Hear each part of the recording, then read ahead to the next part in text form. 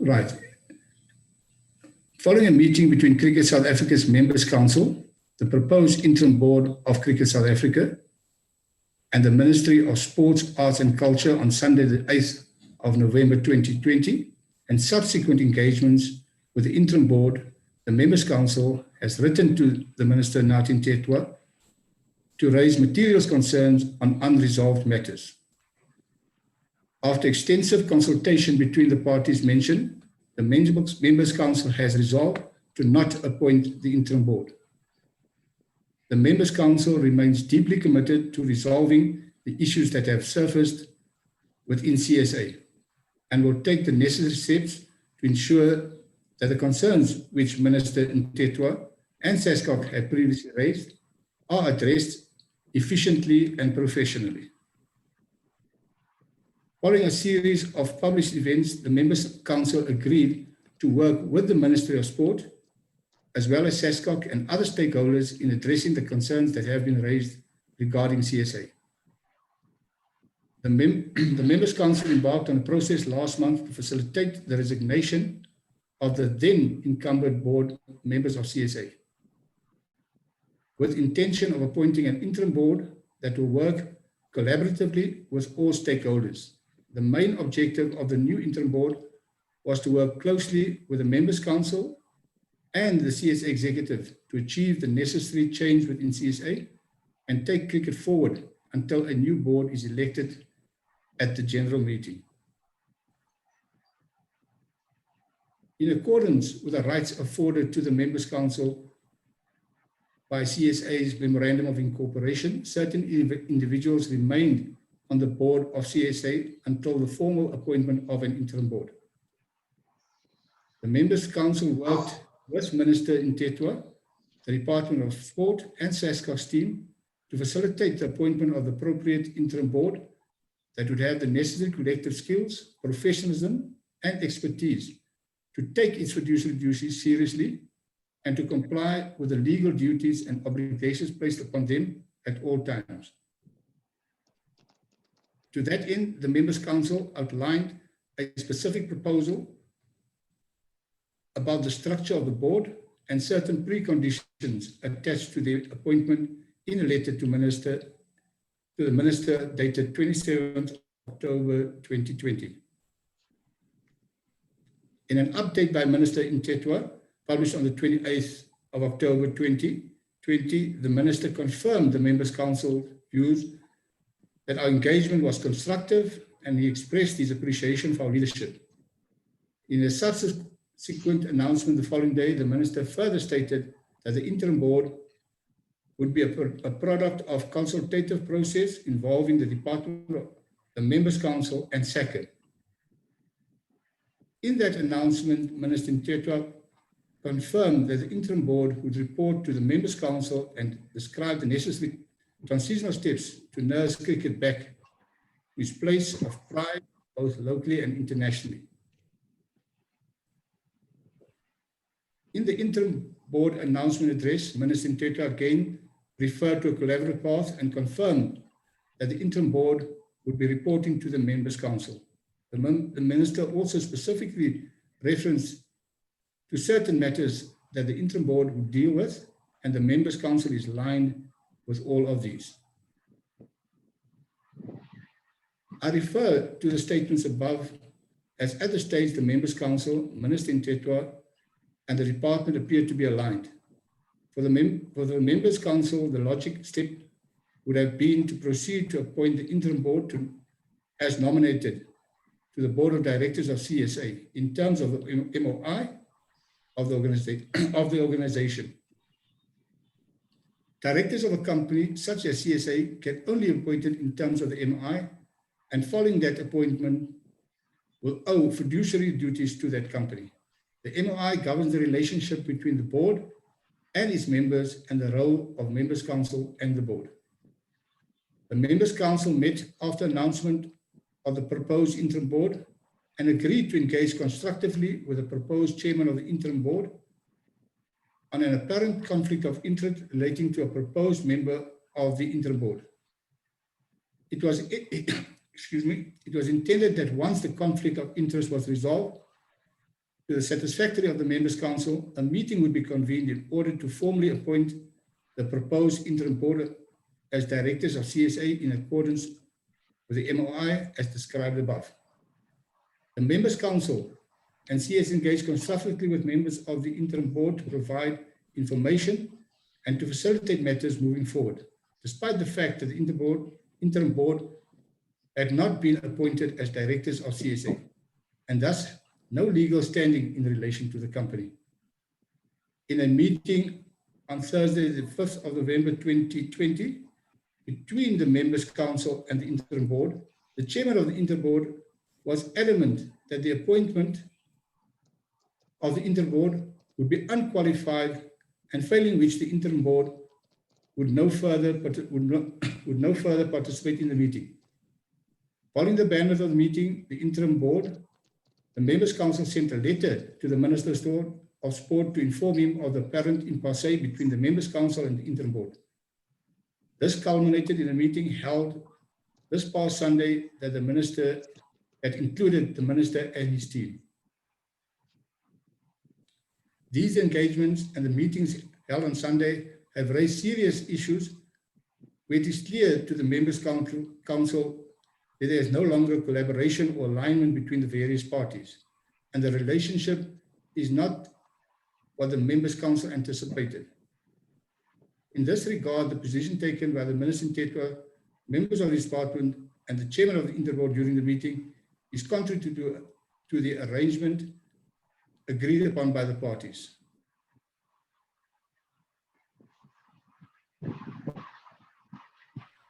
We have said the issue is as follows. The potential conflict of interest regarding Mr. Lowe has not been resolved to the satisfaction of the Members' Council, and the Members' Council communicated this to the Interim Board as well as the Minister of Sport, that is not prepared to appoint Mr. Logard to the Board of CSA in terms of the MI until it is satisfactorily resolved. In response, the Chairman of the Interim Board and Ministry insisted that the composition of the Interim Board is not subject to change or further discussion. It appears from a statement made at the meeting on Sunday that the Board of Directors will not be appointed in terms of the MI, but will have been appointed by the Minister seemingly in a manner that circumvents the MOI. In the Interim Board, members are appointed in the Interim Board. If the Interim Board members are appointed to the Board of CSA through alternative means, we will hold duties to other parties outside the framework of the company law and that governs CSA. The Members' Council requests that it be revised the basis of such appointment. Despite the prior statements that are referenced, the role of the Interim Board is being accountable to the Members' Council appears to be ignored, and the legal basis which this relationship is established, being the MOI and the company law, being disregarded.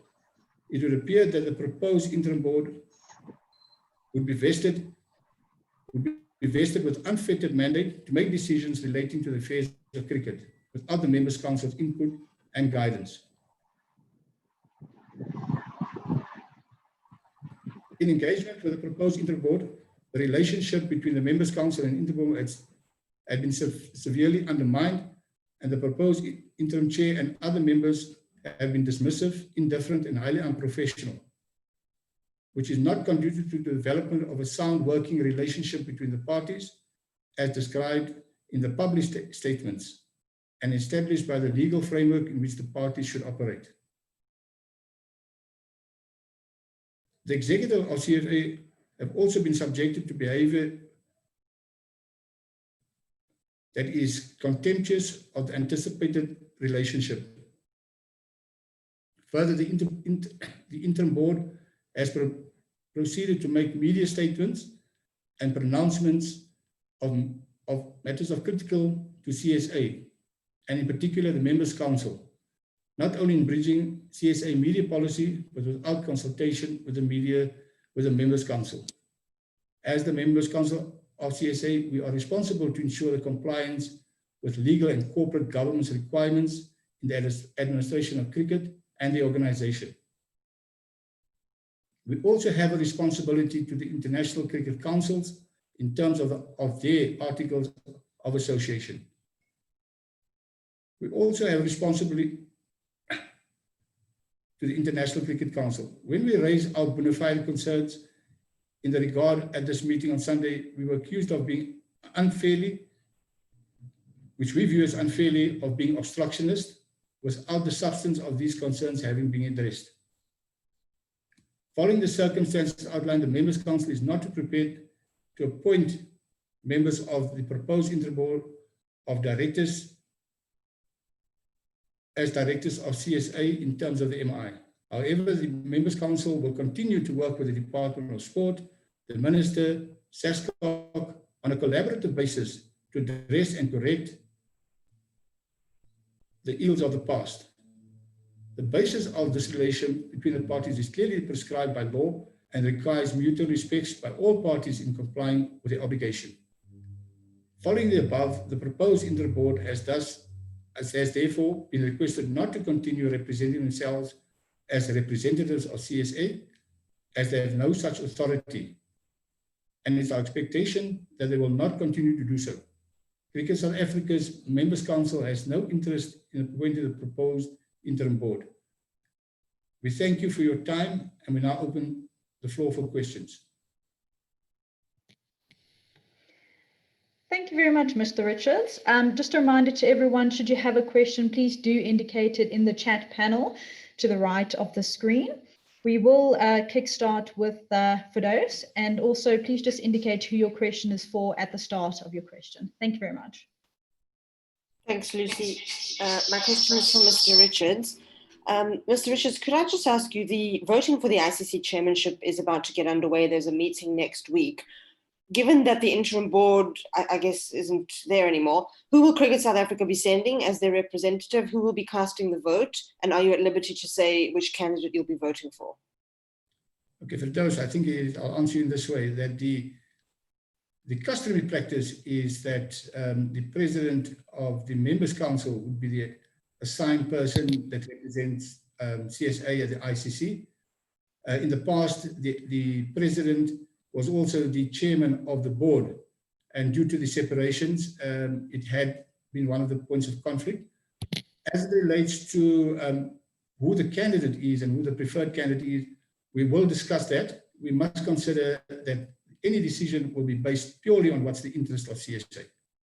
So, Mr. Richards, does that mean you will be casting the vote since you're the interim president? That is correct, Firdaus. Thanks. Thank you, Firdaus. Ken?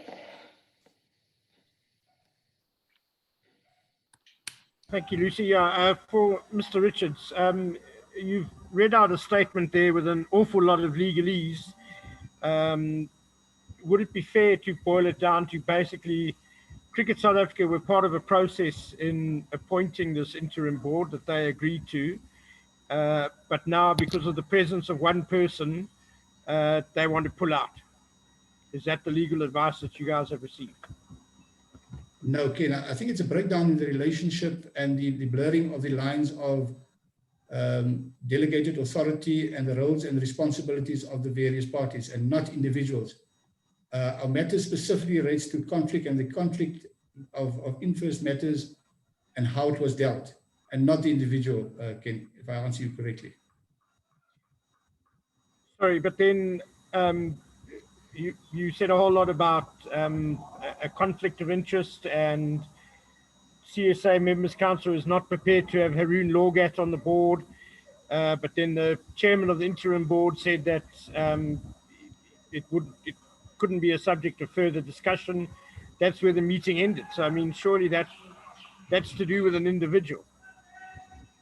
But I think it's more about the manner in which our concerns are being addressed, Ken, as well as the attitude displayed in us raising it. And we've raised it, I do believe, in a very professional and appropriate manner.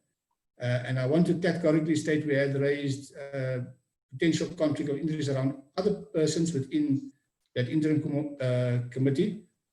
And I think we actually indicated why we felt that those were specifically wouldn't have a big bearing on the state of what the interim board had to investigate. Thank you very much. Sibusiso? Hi, my question's for Mr. Richards as well. Mr. Richards, is it true that the decision to keep Mr. Logart within the interim board was taken unilaterally by the chairperson of the interim board, Judge Zach Yakub, and that is one of the main reasons that members' council and the relationship with the interim board broke down? Sibusiso, I wouldn't want to venture as it was his decision was unilateral. But again, I want to say this, it is the stance that it almost became prescriptive and almost a demand that we either appoint all as a collective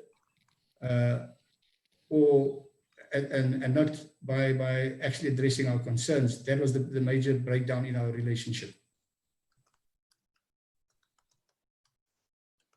Thank you very much. Telford? Also, Mr. Richards. Mr. Richards, the board, the interim board, says that this issue was resolved at your last meeting. You say it wasn't. Who are we supposed to believe, considering CSA don't exactly have a good record in this regard?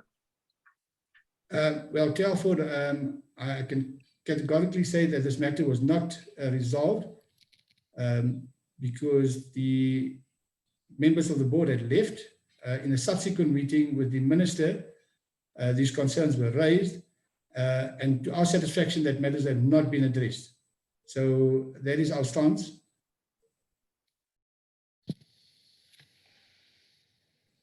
Next up, Lungani. Hi, it's a question for Mr. Richards as well. Mr. Richards, the growing public perception is that whatever recommendations seem to be coming CSA's way, there always seems to be obstacles from within even this current interim situation. In the members' council's wisdom, how do you foresee sorting out the mess that cricket is in if every suggestion that's made to try and fix the game is met with so many obstacles? Not just this current one, but there's been a trend pretty much for the last few months. Thank you, Lungani. I think that's a very good question. We are still committed to addressing all these matters, and we are going to address this. We have directed this to the ministry as well. We are engaging with all the stakeholders, because at no circumstances do we believe that we have anything to hide as the Members' Council or within Cricket South Africa. But it's our responsibility to ensure that this game is administered to the best of everybody's ability. So we are still going to roll out a collaborative manner in which we will attend to this. And the principles that we have agreed to previously with the minister still stands. So in no ways is this going to deter us from actually delivering what we've undertaken to both the ministry, SASCOC, SACA, our players, and even to use as the media. We will always be acting in the interest of the public. And I think history will show us if we do not. Will you be surprised if the minister intervenes again? Because this was something that he was pushing for, and he was supposedly satisfied with the interim board being put in place. And now the fact that that's not happening, it's surely common sense that he's going to re-intervene again and possibly put the England tour in jeopardy, who was supposed to arrive on Tuesday.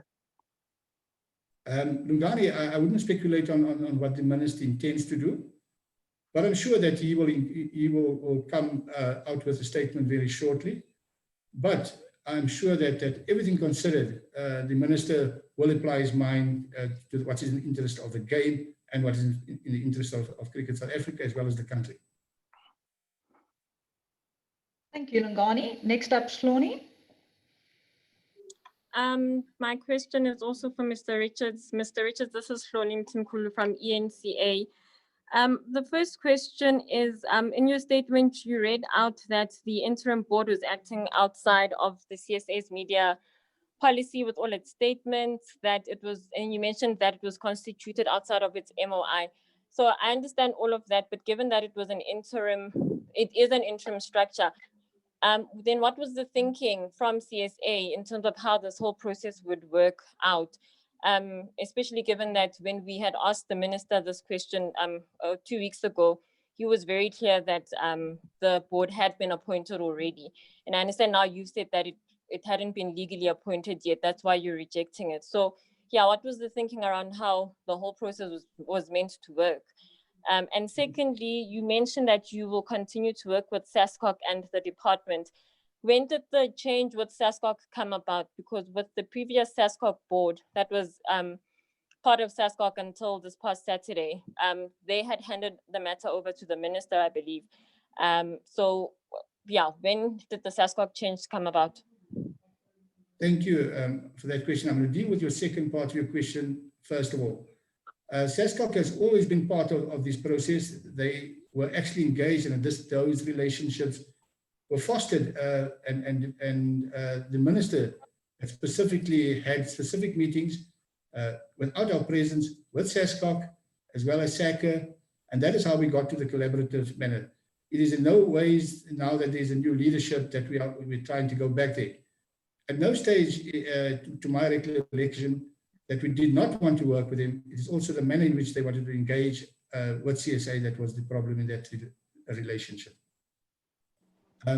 Your first part of your question is CSA and the Members' Council specifically, and in our engagement, it was that the interim board would be appointed in terms of our MOI, which has and make everybody responsible to all our policies, to make people responsible in terms of the law and all the guidance of CSA. And therein is the conundrum, is that we had in good faith proceeded and the minister had requested that we not delay the process, but speed up the process. And we had indicated that all these policies would be obeyed. And I think all the parties was in agreement to that. Thank you very much. Before we move on, just a reminder to please just ask one question at a time. Craig, we'll take one from you next. Hi, Mr. Richards. I just wondered, in your statement there, you said the Members' Council wants to nurse CSA back to a place of pride and, correct the ills of the past. Well, this is a more general question. The Members' Council was part of the reason why it needs to be nursed back to a place of pride. So I'm failing to understand how people who were part of the problem are now going to be part of the solution. The interim board is only in place for 3 months. Couldn't you just give it its time to do its work, regardless of the MOI and all the legalese you're hiding behind? As far as I can say, you talk about conflicts of interest, but 7 Members' Council members were on the board of Cricket South Africa. Wasn't that a conflict of interest? And you haven't mentioned Nicholson either. So I'm just confused as to why you can't see that this is an issue, that the Members' Council won't let the board do its work. What's your feeling on that?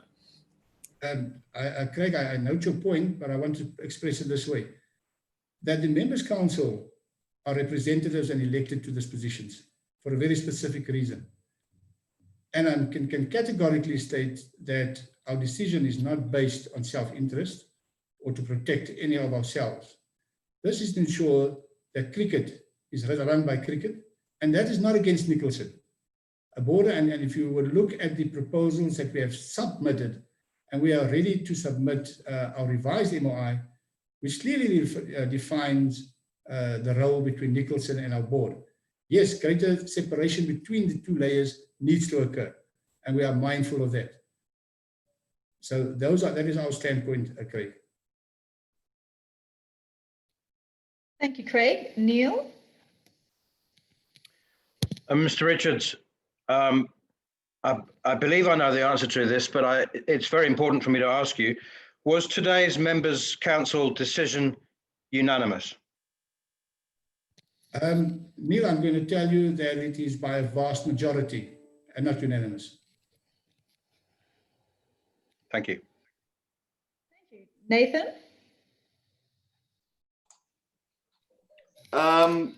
Mr. Richards, we understand the National Sport and Recreation Act 110 of 1999 clearly gives full power to the minister to make regulations.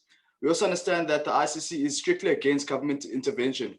Firstly, won't this jeopardize the future of CSA international events? And then lastly, have you been in contact with ICC regarding government intervention matter? Thank you. Right, thank you, Nathan. You are correct that there is such a regulation. And I want to categorically state this, that up to this point, this has been a collaborative relationship to facilitate the improvement of Cricket South Africa. We have had, prior to us entering into discussions with the Minister, I had briefed the ICC. So at that stage, I don't think anybody can view this as ministerial intervention, but this is a collaboration between all the parties to ensure the best will of Cricket South Africa. So I hope that answers your question, Nathan. Yes, thank you. Thank you very much. Kanyiso? Thank you, Lucy. Good afternoon, Mr. Richards. Based on what you've explained in the statement with regards to the clear clashes with the interim board and the fact that it looks like Mr. Harun Logart is the centerpiece of the issue here with the conflict of interest, what will it take for CSA's members council to actually put cricket first? Because it's clear that now it's self-interest above the interest of the game. At what point will the members council realize that it's about the game and not the individuals who serve on the board? Lisa, I want to state this, that this is not about the members council. The views were solicited, and a lot of views were solicited from all the members' affiliates to ensure that cricket is driven forward. So it's not only the 12 or 14 presidents around the table that have made this decision. There's been a very broad consultative process in this regard.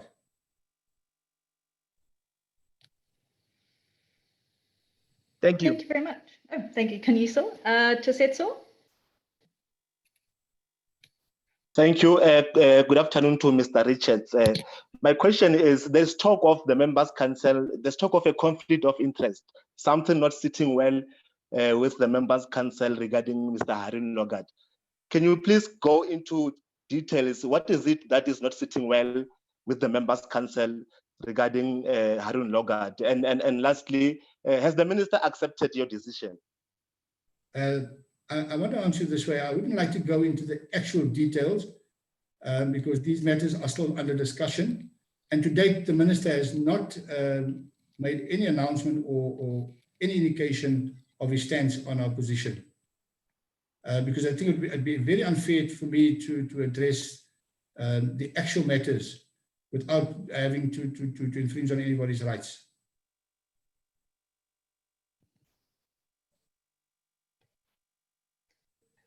Thanks, Tsetso. Dan? Hi, Mr. Richards.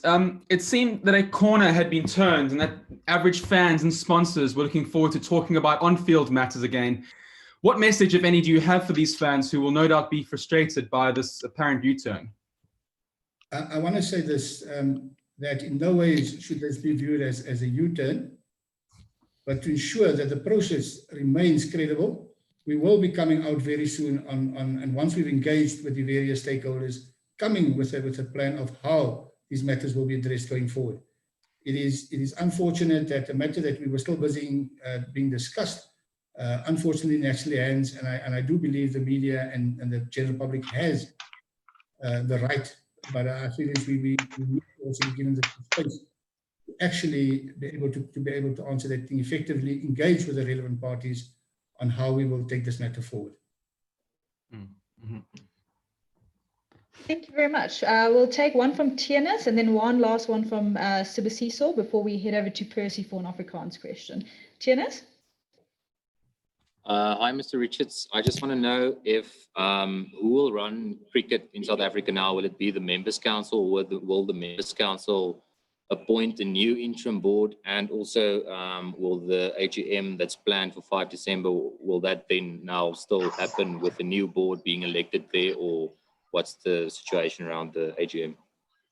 Tienes, I want to state this, is that in the interim, there are members that have been retained, but the intent is, like I said, is we want to engage with our stakeholders to determine what is the best combination and to ensure that this thing is taken forward. In all likelihood, there are certain specific legal requirements as it relates to the annual general meeting that was scheduled for the 1st of December. And this is my personal view and not one that was approved by the Members' Council, that at that time left would not facilitate us having that. However, there is manners in which we could address that process, Dennis. I just want to charge my phone, please. I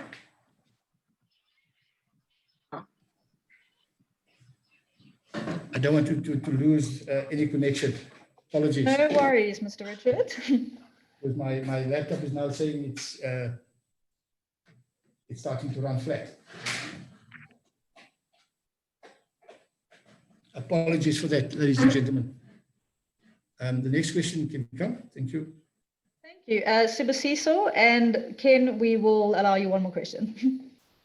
Mr. Richards, again, could you please clear up for us if there's any truth in what's also been reported, but is also being said off camera, that the interim board wanted to make changes to the executive, appoint new CEOs, new CFO, and new company secretary. Can you clear that up for us as to whether that is true and that influenced the members' council's decision to not sign on the interim board as directors? Okay, I'll just answer your question like this. At no stage were the members aware of any persons recommended by or discussions from the interim board, because we have no information to that. This had played no role in the decision that taken by the members' council. We must be aware that the acting CEO position is there, and I can assure you that even the previous board had started a process, and that maybe needs to be continued in addressing these temporary positions. And in no ways are we saying that no action can be taken against any executive.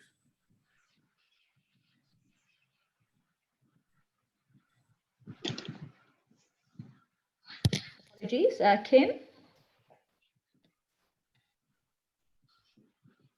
Yeah, Mr. Richards, I'm sure there are many people on the Members' Council who are old enough to remember when SA Rugby took the Minister of Sport to court, tried to institute legal proceedings against him and lost spectacularly. Even if your legal advisors are correct, why did the Members' Council feel that they can take on the Minister of Sport when he has such far-reaching powers, over sport in this country? Thank you, Ken. I think we must be very clear. Our position is very clear that we're not in conflict with the minister, but there has now become a misalignment between the parties of the roles, responsibilities, and authority in each of these. At no stage during this process has the minister taken a stance as yet, in my opinion, and we are naturally mindful of the rights that is granted to the minister in terms of the Act. But it's also important that we realize, the question was brought up earlier, what is our responsibility to the cricket public in general, but also in relation to the requirements of the ICC. So we must be mindful of those as well, Ken. Thank you very much, Ken. Lungani, you will officially be the last person before Percival to ask a question. Should you, any one of you, have any further questions outside of today's press conference, I will pop an email account in the chat panel, which you can direct your questions to. Lungani? Mr. Richards, just in your personal capacity and in your position, has it crossed your mind at all that you or the Members' Council might not be the solution to all these mounting problems? Or do you feel that whatever way cricket moves forward, it has to move with the Members' Council? Lungani, let me tell you from my personal perspective, and I'll say this exactly to you as I told the Minister. We as the Members' Council have reflected, and yes, I personally feel that I, for one, who's been one of the longest serving presidents in Cricket South Africa at this moment, need to take some responsibility, because a lot of things has happened, and I think we were too quiet. In the past, the Members' Council's voice was almost not heard of, and that is why things just tend to not being dealt with, because it's almost our attitude of acceptance, and I think this is the difference with this Members' Council now, is that we're not going to tolerate, no matter what board comes into place, is we're not happy, we are going to raise those matters directly, but in a very professional manner. Because I do believe that we as Members Council need to step up and actually start representing and presenting what's the interest, not only of our affiliates, but what's about Cricket South Africa as a whole. But is it an option to step down? I'm sure that that would be an option if so required, Lungani. I don't have any problem in doing that if it's so required, because that was the question that was asked to me. If there's anything raised against you, would you? I would admit it, and if I needed to walk away, I would walk away.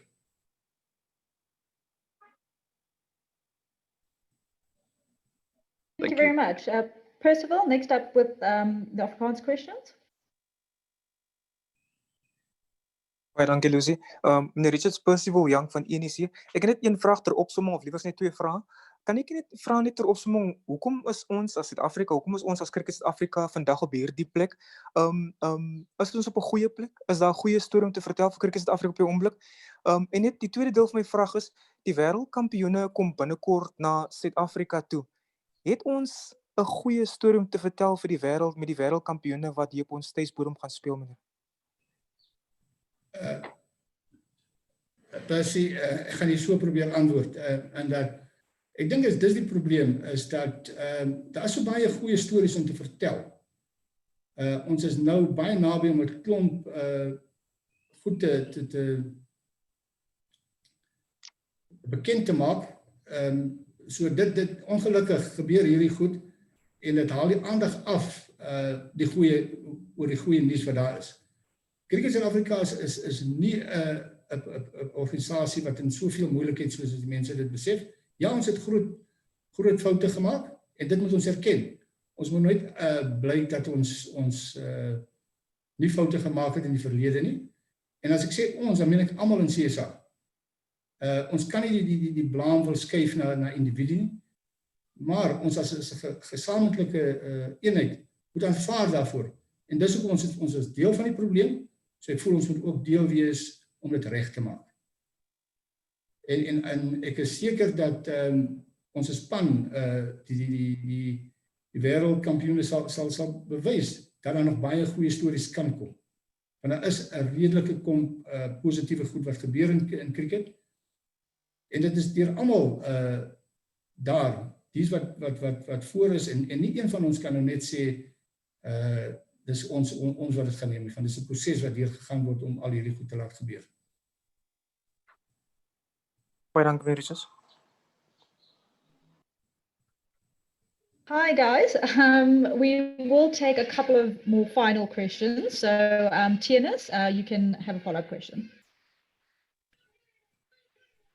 Thanks, Lucy. Mr. Richard, you said that you are not in conflict with the minister, but you literally told the board that he appointed to step aside. So are you not afraid of his response after he's already threatened to intervene in Cricket South Africa? Tienes, yes, it is a concern, but I'm sure that these matters, once the minister brings out his statement, we will address, and I'm sure that he will address it directly to us, and we will take the matters seriously and consider our position.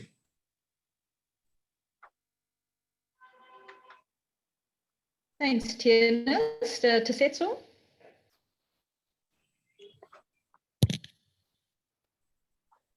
Thanks. Mr. Richards. Thanks. Mr. Richards, you said, if I heard you correctly, the 3 members who were deployed by the Members' Council will remain. So what will be the new structure or composition of the board? Will the minister still recommend his people and SASCOG their people, or how will it work? Tesetso, I want to just correct you. It is not the 3 persons nominated by the Members' Council that will remain. Remember, when we asked the board to resign, 3 people were asked to hold the rights of the company, which would otherwise make us unconstituted in terms of the MOI, in terms of the CIPC requirements. So these people will resign as soon as there's an interim structure put in place. we will engage and try and get to a very collaborative resolution to this problem. So I don't want speculation on how it will be formulated and how it will be taken forward. Thanks to Setso. We'll go to Neil, then Craig. Mr. Richards, was the Members' Council briefed or given legal advice or guidance from the company secretary before this decision was taken? Neil, I want to say this, that we have taken legal advice on this matter, and we have consulted with outside attorneys in this regard.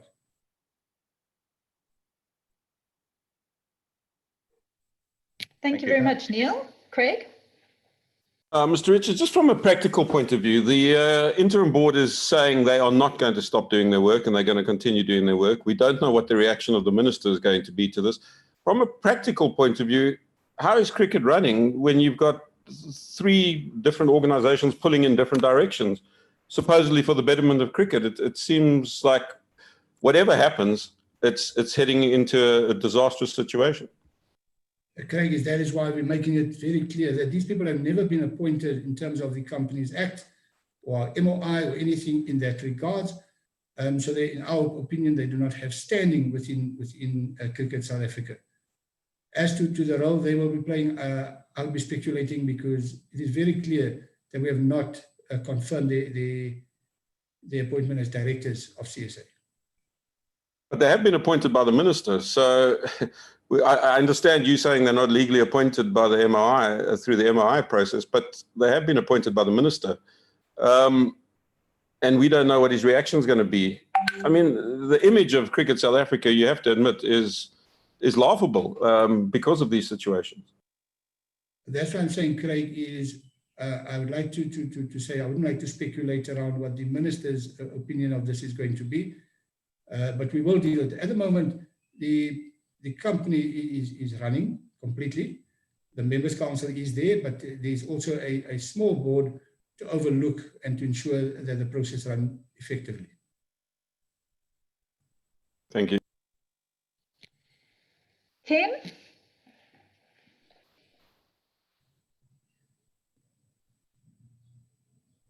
Yeah, sorry, just to follow up Craig's point. Mr. Richard, you say these people were never appointed and in our opinion, they have no standing. Surely that means then that Cricket South Africa negotiated in really poor faith with the minister and with SASCOC and with SACA, because you agreed to the process. You agreed the 3 nominees from each party. These were the 9 people. That's the interim board.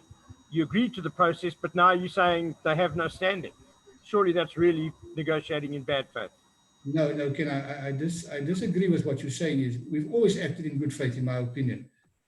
We have clearly stated on the process, and as well as everything is captured in our agreement, in how we perceive it. And that is where we're saying is that only appointments can be confirmed if the Members' Council are done to its satisfactory. So we've never acted outside the parameters of what is prescribed within the MOI, and we've never in any of the stages indicated, we actually indicated that we are prepared to remove and to address any things to speed up the process of ensuring that they're appointed in terms of the MOI. Thank you very much, Ken. We'll go Kaniso and then Shloni to wrap us up today. Thank you. Mr. Richards, I'm trying to find clarity in what has been explained. I think I'm nowhere near finding clarity. It's a twofold question that I'll ask. Is CSA aware of, or the Members' Council in particular, let me zoom in this Members' Council.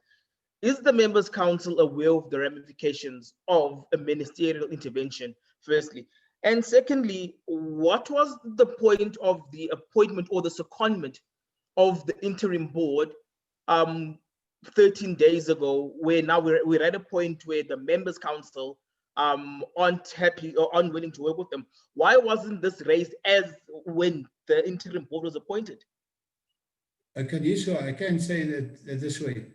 The appointment was made on the 30th of October, if I'm correct. And immediately following that, the Members' Council had met to discuss and to announce and to come out. And that's why we went out, I think it was the 2nd or the 3rd of November, with our questions surrounding the potential conflict of interest. And I think everybody keeps going back to only the conflict of interest. There's been a major breakdown in the relationship between the interim board as well as the Members' Council, because it almost became a matter of bridging of those clear lines that we had defined for ourselves.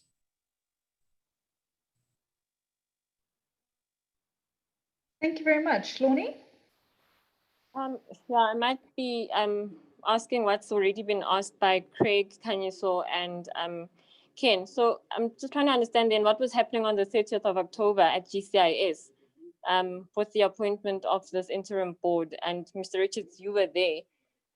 Yes. Yeah, so I'm confused what that was then, if now suddenly, because actually the impression that we got, because we specifically asked the minister when did the appointment start, and he said it was a 3-month appointment, that it had essentially begun when we asked him. So, and I understand what you're saying, the legal aspects of it, but yeah, so how is it that he says one thing and now 13 days later, you're saying something different, but you were there on the 30th of October, and I presume you were speaking on behalf of the Members' Council then? Yes, I was, and I do indicate this. And as I said, as the members were named, the only names that we were aware of was our 3 candidates. These names were never released prior to us. It was that I want to make very clear. So at no stage prior to the announcement was where we had an opportunity, but there was a process, and we believe that that we could follow in raising our concerns, because that would be a standard practice, and that is what we did. And I think that caused a big consternation and further disrupted the already structured way of which we wanted to deal with these matters. Was there no way of bringing it up then, on that Friday? Or why was it not brought up then by Mr. Richards? Right, I must tell you this as well. Remember, this is the Members' Council view. If I had expressed it at that stage, it would have been my personal view, which would be very unfortunate, because I'm unsure, and that is why you need to go back to your affiliates to make sure, and they would have actually raised the matters. So if I had it at that stage, it would have been a personal view of my own and not of the Members' Council that I had raised it at that stage.